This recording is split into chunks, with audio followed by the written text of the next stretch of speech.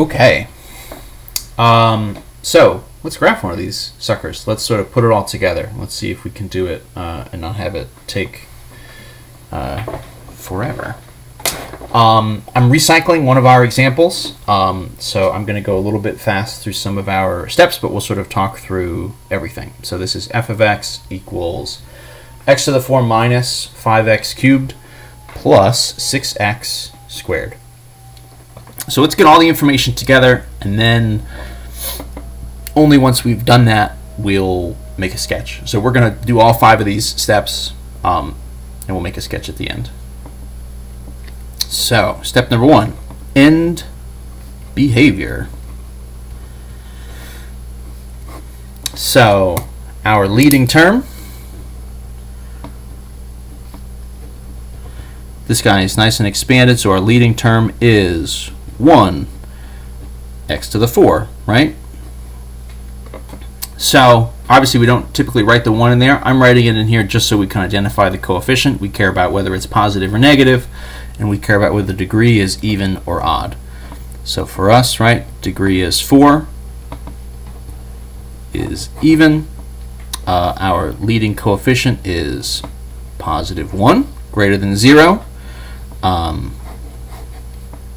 So if we put those two things together, right, an even degree and a leading coefficient that's positive, our end behavior should be up and to the left and up and to the right. So rises left, rises right.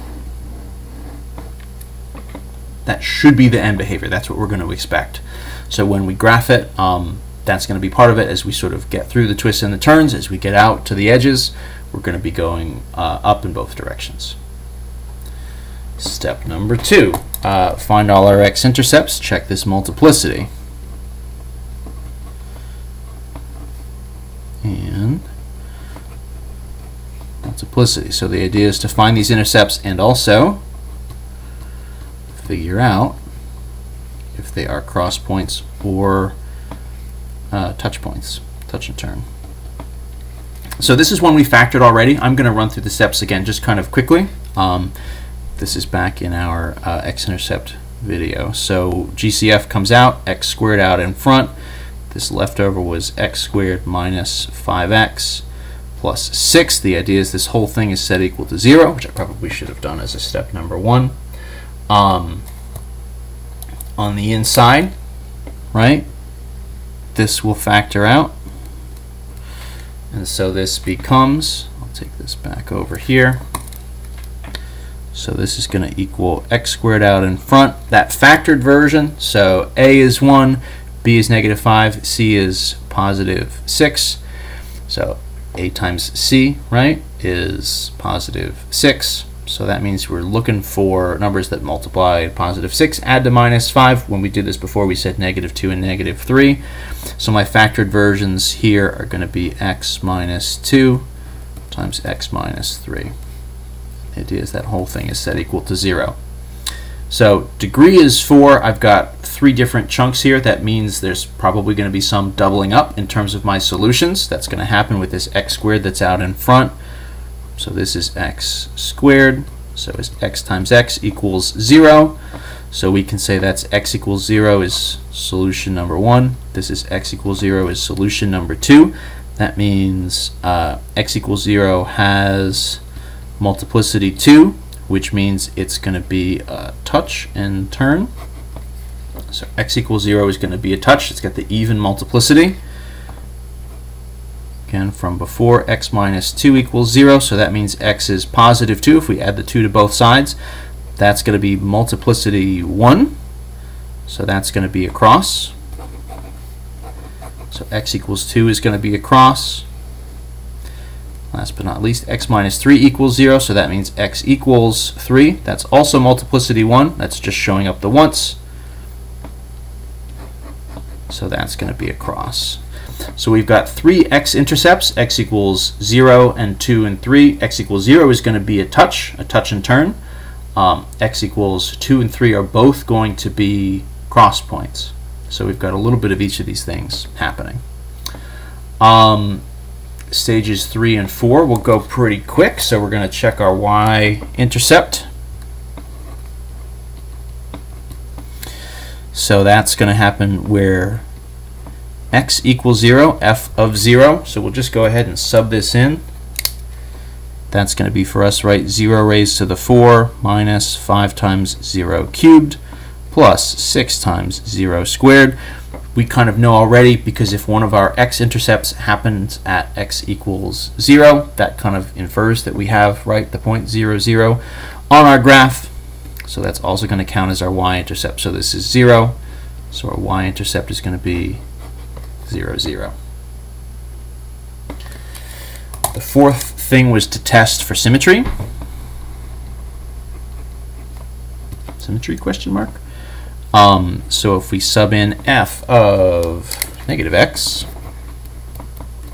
what are we going to get out of this? Well, what we're going to get is negative x to the 4. Well, the negative there would sort of cancel out. Minus 5 times negative x cubed.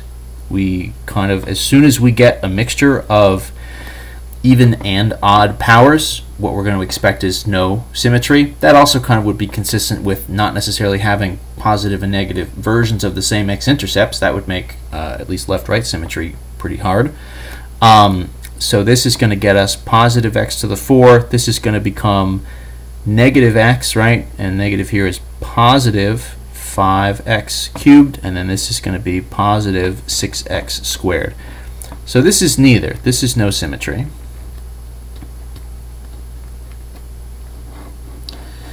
So that's fine. That's not necessarily a deal breaker. That doesn't really mean anything to a certain extent. Not to downplay symmetry, but it just means it's not symmetric. That's not a good thing or a bad thing. It's just information to know. Last but not least are like turning points, just to kind of identify it. So our degree was 4, so that means our max number of turning points, max number of turns, is 3. Doesn't necessarily mean we're going to hit 3 turning points. It just means our maximum number is that much. So let's see if we can take all this information and put it on a graph. How best to do this? So I'll reference this. Oh, where's my graph paper?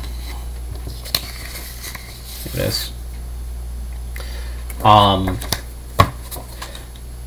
When we do this, so the whole idea was to not necessarily have to make a giant like table of values. Where could I write this? We'll say f of x, right, was x to the 4 minus 5x cubed plus 6x squared. We can kind of scale this however we want to. I'll try to keep this pretty centered. So let's do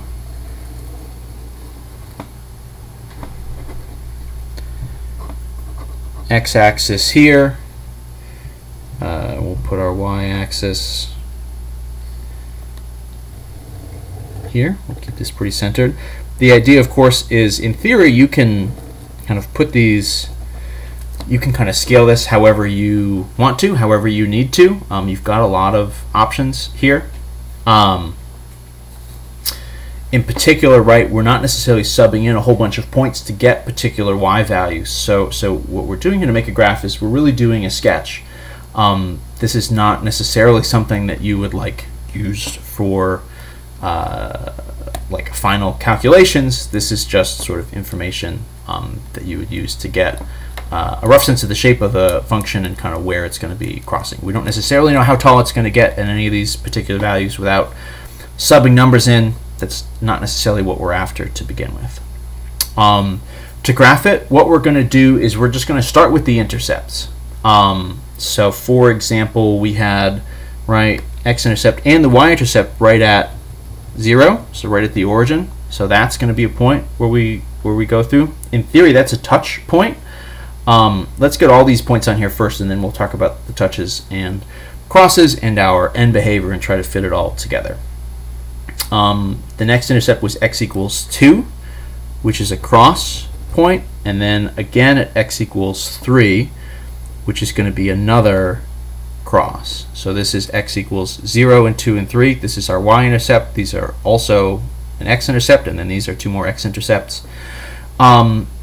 We said there's no symmetry, and we said at most there's going to be 3 turning points. That doesn't necessarily mean that we're going to have 3 turning points, but that's kind of our limit. So what do we know? Well, now once we get these on here, what we can do is our end behavior. So we said the end behavior is supposed to be right, up and up. And so that means once we're sort of past our last intercept value, what we should be doing is heading up to positive infinity. What we need to do is also combine that with the idea of whether or not we have a touch or a cross. So for example, this is a cross point, and in theory it should be going up to infinity, so at x equals 3. So what I'm going to do is just do just the smallest little bit of a cross, and then use that to help me draw it up and to the right. So rises to the right. This is a cross.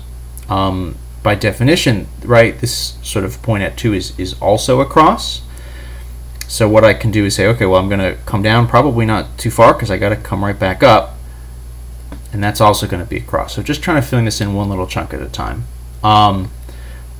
Let's go and look at 0. So 0 is an intercept, but 0 is just supposed to be a touch, meaning that it's just touching the axis and then turning and going back the way it came from. So what way does it come from? What way is it going? Is it coming up from the bottom and turning down?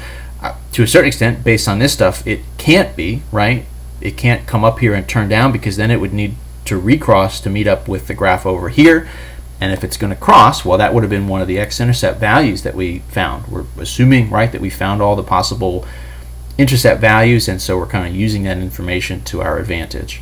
Kind of by definition, then the only thing logically that works is for this to be coming down from the top. That also fits with our end behavior, right? Because going out to the left, we should be rising, right? Rising to the left.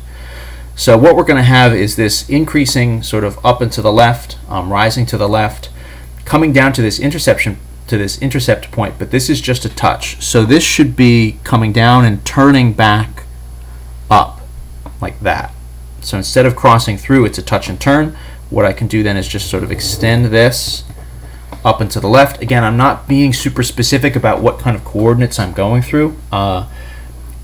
One thing we don't really know here for sure is, like, how tall does this graph get? How steep is it? We kind of just don't have a good sense of that. I'm kind of drawing it not super exciting, I guess. I'm not trying to be very extreme with it. I'm trying to just draw it as plainly as possible. All that's left here is, I guess, to just sort of connect these two. This is going to be sort of going up, and it must turn at some point and come back down. So I'll do that in a way that sort of attempts to make it pretty reasonable. We'll sort of roughly put our turn, I guess, at 1. If we're between 0 and 2, probably we kind of make a turn around 1. That's not necessarily going to be the case, but just for sort of clarity of the graph, that's how I'll draw it for now. Believe it or not, that's really everything, right? How many turning points did we have? So we've got kind of 1, 2, 3. Our max turning points is 3, so that's totally fine.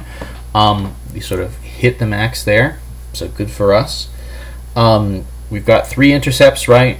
It was degree 4, so the anticipated sort of way to connect those is that one of them is a touch and turn, which we had here, and then the other 2 are crosses. That gets our multiplicity up to 4, same as the degree sort of total. And behavior looks good, right? Rises to the right, rises to the left. All this stuff fits together pretty nicely. This sort of seems like it's a good result. I'm pretty happy with that. So there we go. There's our first graph.